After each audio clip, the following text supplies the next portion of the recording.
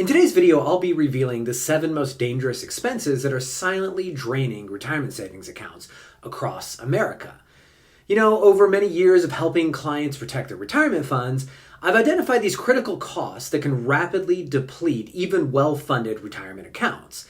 And that's exactly why I'm making this video today, to show you which expenses pose the greatest threat to your retirement security and provide practical solutions to protect your savings from these common costs. So let's get right into the video. So first, I'm going to go over a few reasons why retirement savings depletion happens faster than most retirees anticipate. First, I think there's a widespread underestimation of retirement expense duration. One of the most overlooked risks in retirement planning is how long your retirement will actually last. You know, plenty of studies will show you now that a healthy couple retiring at 65 today has a very real chance that at least one of them is going to live past the age of 90. And I think that's a real problem for a lot of people when, you know, a lot of retirement studies might have been based on older averages and they might not have been updated for the, kind of 100-year life in mind. And so that's something that I think catches people off guard sometimes.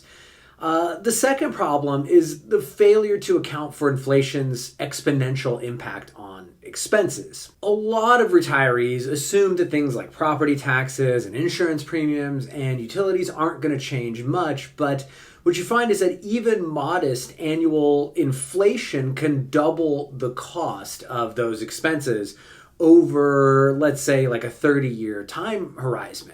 And that's the exponential effect that most people miss. Now, another big problem I see is there's a real psychological shift from accumulation to distribution that needs to happen in order to have a successful retirement.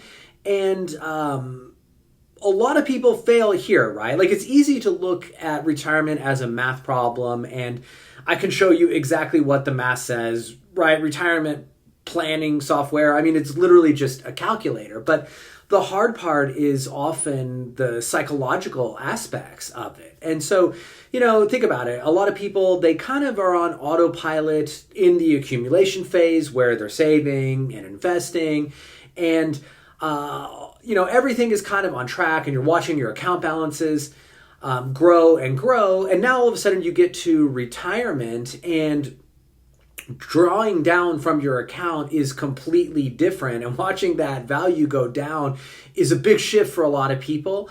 And it can cause, emotional discomfort. And a lot of times it can lead to poor decisions, like underspending out of fear or even overreacting to market swings. And look, these spending challenges don't just exist in theory.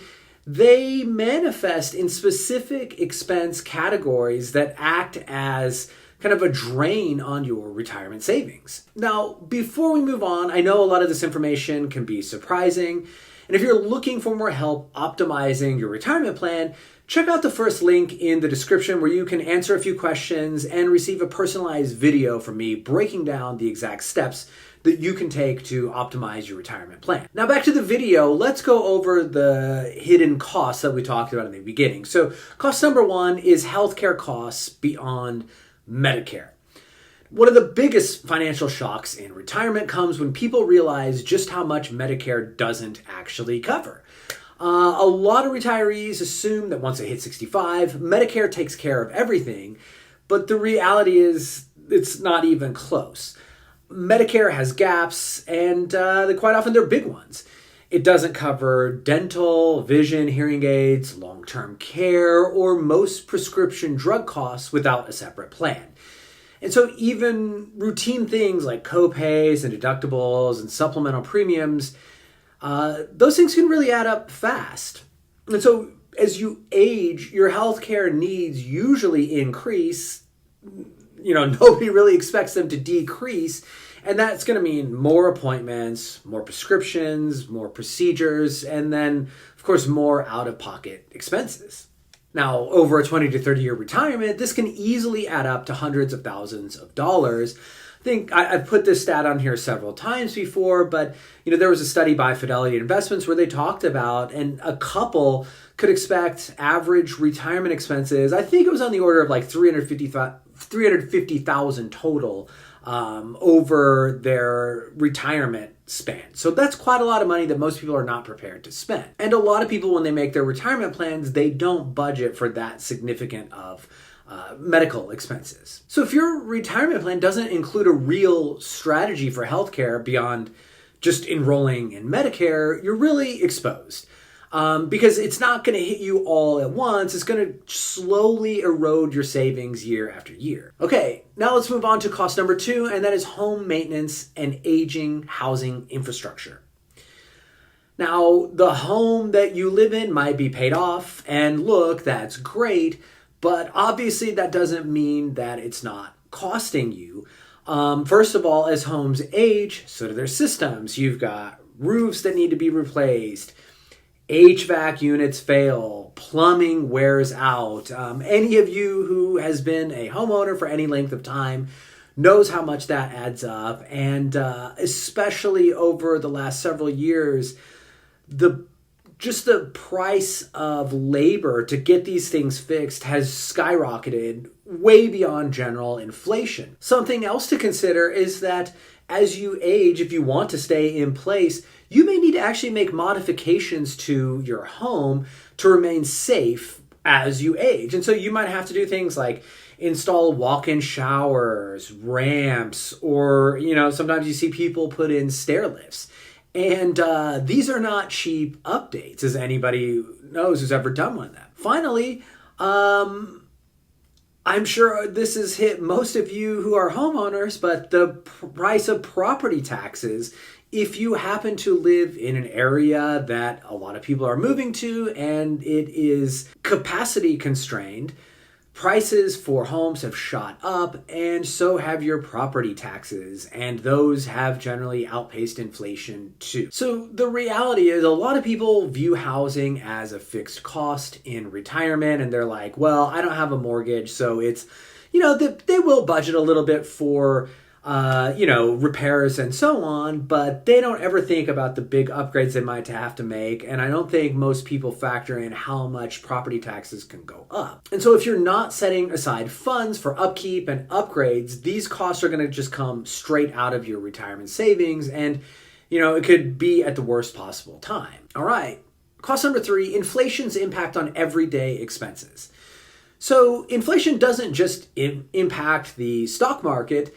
It quite literally eats away at your retirement lifestyle. One grocery trip and utility bill at a time. Most retirees feel this in subtle ways. Maybe that restaurant you used to visit weekly is now a special occasion. Or your heating bill jumps. Or groceries that used to cost $100 now cost $150. The problem isn't just inflation itself, it's how it compounds over a 20 to 30 year retirement. And so even average inflation of 3% per year can cut your purchasing power in half in less than 25 years. And here's what's usually missed.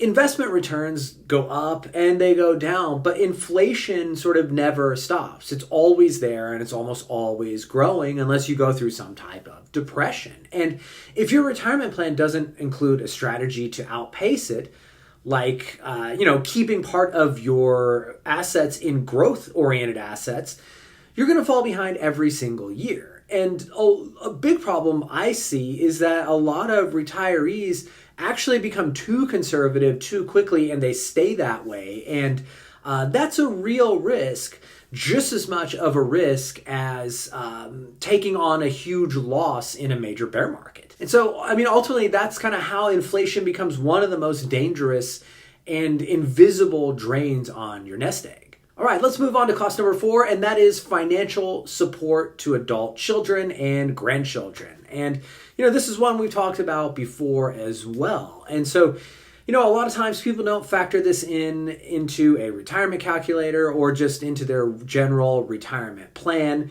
but it can drain accounts fast. And a lot of retirees find themselves stepping in to help their adult kids. They might cover things like tuition, help with rent, Maybe they pay off debt. I've seen quite a few instances of parents having to help their adult children pay off credit cards or, in worse cases, even bail them out of jail and pay for rehab, which, let me tell you, is extremely expensive. And so, look, I get it. Life is tough. I don't know what it would be like to personally be in that situation, so I'm not trying to judge people, and I know it starts with good intentions, but if you don't have any boundaries, this can put you in a situation where it just completely derails your entire retirement plan. So let's go on to cost number 5, and that's tax inefficiency in retirement account withdrawals. You hit retirement, you stop working, and you might already think you've paid your dues when it comes to taxes, but retirement can still come with some pretty hefty tax surprises. And so if you're not careful about how and when you withdraw from your retirement accounts, you could end up handing the IRS far more money than necessary. And this is especially true if you have a lot of assets in, say, a traditional IRA or a 401k, where every dollar you put in, when you take it out, is going to be taxed at ordinary income tax rates. And another thing a lot of people kind of miss on this is that if you withdraw too much from tax deferred accounts in a single year, you can push yourself into a higher tax bracket. You're going to increase the tax on your Social Security. And the big thing is you could trigger Medicare surcharges. And it's kind of a domino effect that people don't see coming. This even happens when people might sell, like real estate or something. Like they have a big capital gain, and they inadvertently push themselves, like I said, into a higher tax bracket, or even, they might have to pay net investment income tax, which can add up fast. And so if you ignore this, you could really lose a massive chunk of your savings to taxes that I think with smart planning could have been avoided. All right, cost number 6, market volatility in the early retirement years. So this is one of the more dangerous ones, and it's called sequence of return risk, and it's taking big market losses early in retirement. And so if you retire, you're drawing from your portfolio, you get a big loss, but you have fixed costs, so you continue to have to withdraw, roughly the same amount. Some people have more discretion than others, but if the market doesn't recover relatively quickly, this could cause you to run out of savings years and years earlier, right? So this is kind of the major investment risk that retirees take, that when you're in that accumulation phase that we mentioned earlier, you simply don't have that kind of risk. All right, and then cost number 7, longevity and the extended costs of living longer than expected. Thanks to medical advances and just healthier lifestyles in general, people are living longer than ever, which on the one hand is great news, but it also means that your retirement savings have to last probably longer than 30 years, maybe even more than 35 for a lot of people. And so the longer you live, the more exposure you have to other types of financial risk like inflation, healthcare costs, market volatility, taxes, everything we've already kind of talked about. So, the first step is understanding these major costs and expenses, and how they can drain your retirement accounts. And then once we understand them, now we can create effective protection strategies for each one. And that's what we're going to go over in the next part of our video. So protecting against cost number 1, healthcare expenses. I think the key here is stop treating it as a problem to be reactive to, and start building a proactive strategy. And I think one of the most effective things you can do for rising healthcare expenses is, if you have the ability to, and if you're relatively healthy, as in you don't have a huge healthcare outlay every single year already, you have to try to open a health savings account now, max that thing out. It's triple tax advantage. It's going to grow tax free, and anything you withdraw from it for qualified medical expenses is not going to be taxed. So it's a great thing to have. And what I encourage my clients to do is don't spend out of it now.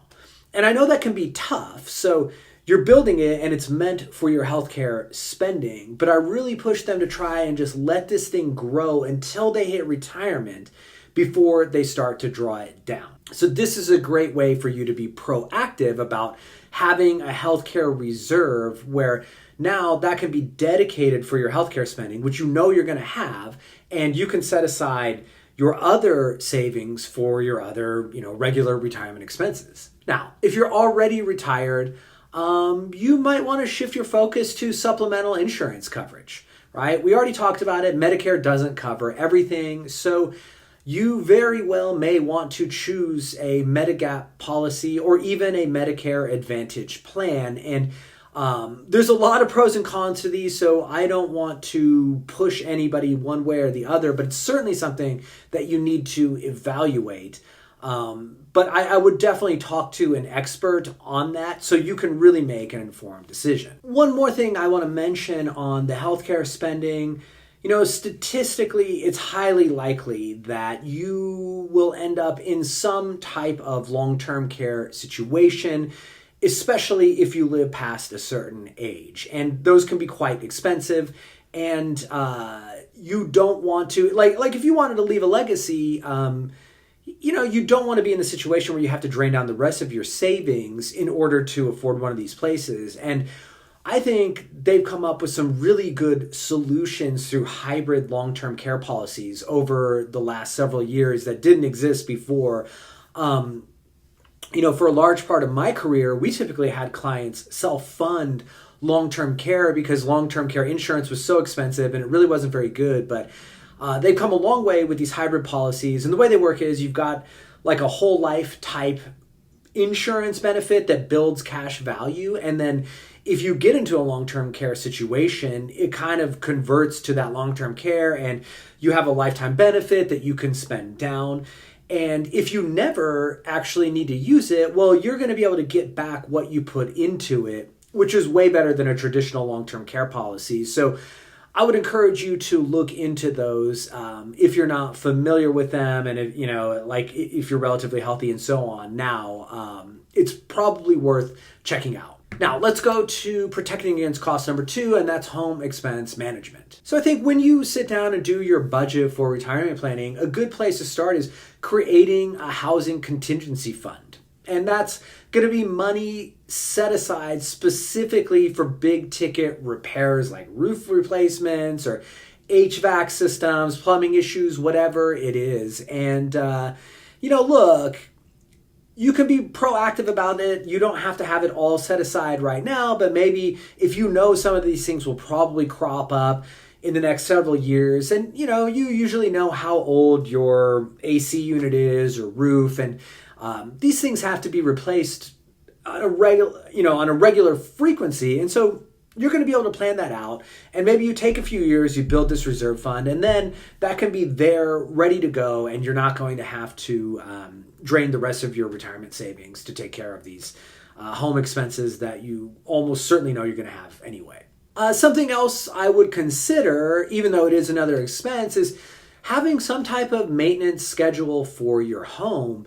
And it's just a way to be more proactive. So if you do a regular maintenance schedule, hopefully you can prolong the life of some of these, major expenses rather than having to replace them outright and, all at one time. Okay, so protecting against cost number 3, inflation protection investment approaches. So like I talked about earlier, a lot of retirees get maybe way too conservative too early, and regular bonds, which are great. I mean, listen, they help with income, and that's a necessary component of investing, and especially retirement investing. But these things do terribly over time with inflation. And so, some thoughts here. One, they do have bonds that actually increase their payout with inflation. These are called Treasury inflation protected securities. So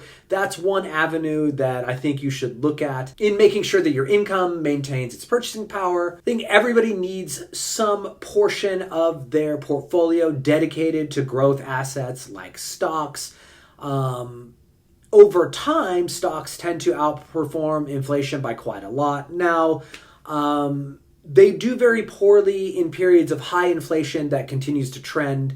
4% is kind of that threshold when you look across different markets in the world and the US. The 1970s was a terrible period for stock investors, but eventually that reverses and growth assets do outpace regular inflation. There are other strategies that do well. I'm a big proponent of something called trend following.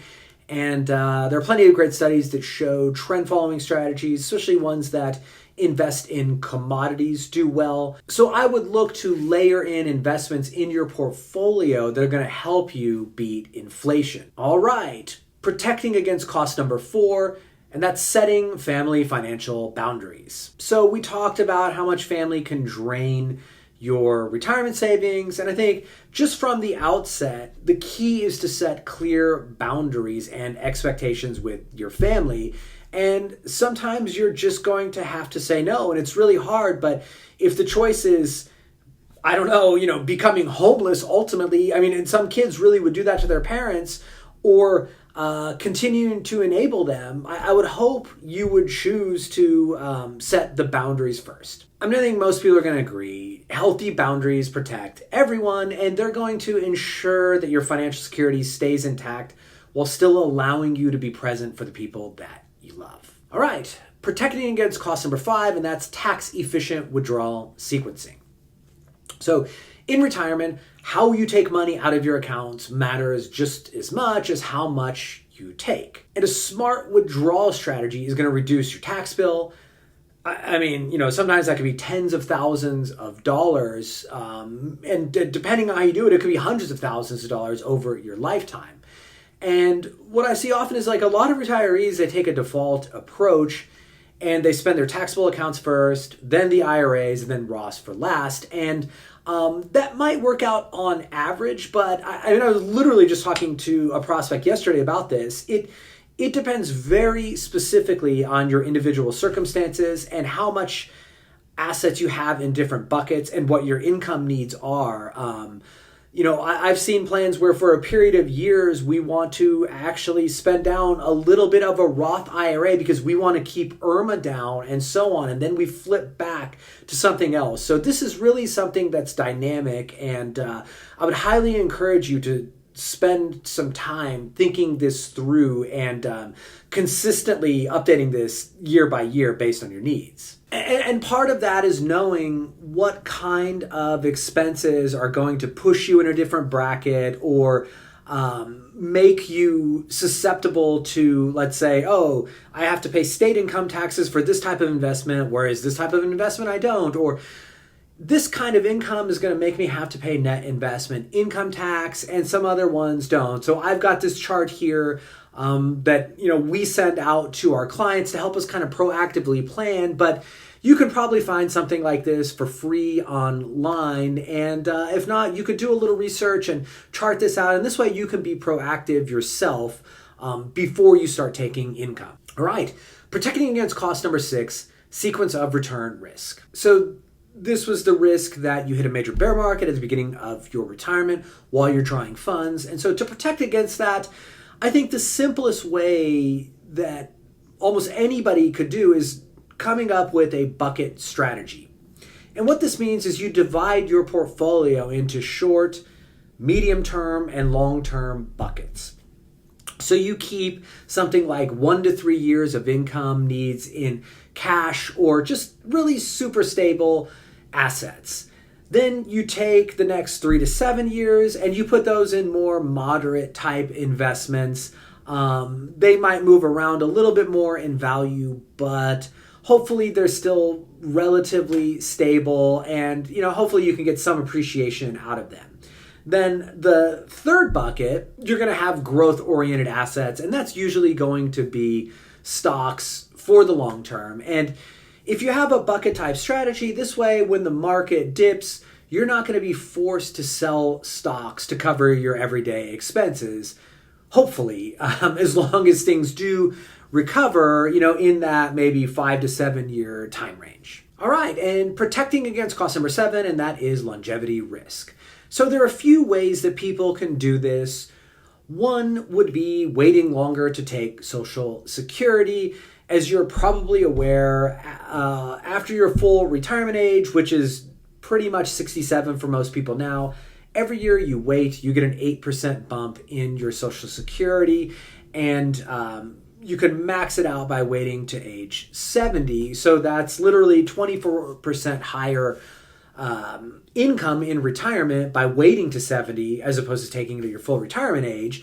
Now, you are foregoing income for 3 years, so that can be quite a lot of money, but it's easy to run a break even and see, gosh, if you do live into your 90s, you're going to be way better off waiting to take Social Security. And so, yes, it's foregone income, but you are hedging your bets here. And if you think there's a good reason for you to expect to live into your 90s, I highly encourage you to strongly think about waiting to take Social Security.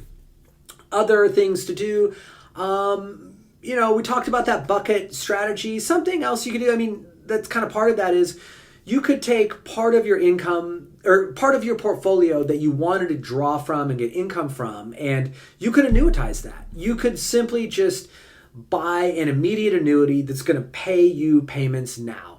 And you can get inflation riders on these things. Now, it'll decrease your payment compared to one that doesn't have an inflation rider, but it's just like what I said with Social Security. You run a break-even analysis on it, and usually what I find is that once people are kind of out of their upper 80s, their payments are well in excess of what they would have been as far as their cumulative lifetime income, and it really might pay off for you. So that's something else to consider. And then there are other sort of advanced strategies like qualified longevity annuity contracts, where you could put that inside of an IRA. It will reduce the amount that you are taxed on, or the amount that's considered for your required minimum distributions. And so there are other strategies I think you could think through that would also help protect against longevity risk. But these are the three top ones that come to mind. So now that you understand these different types of protection strategies, let's talk about how to actually put them into action.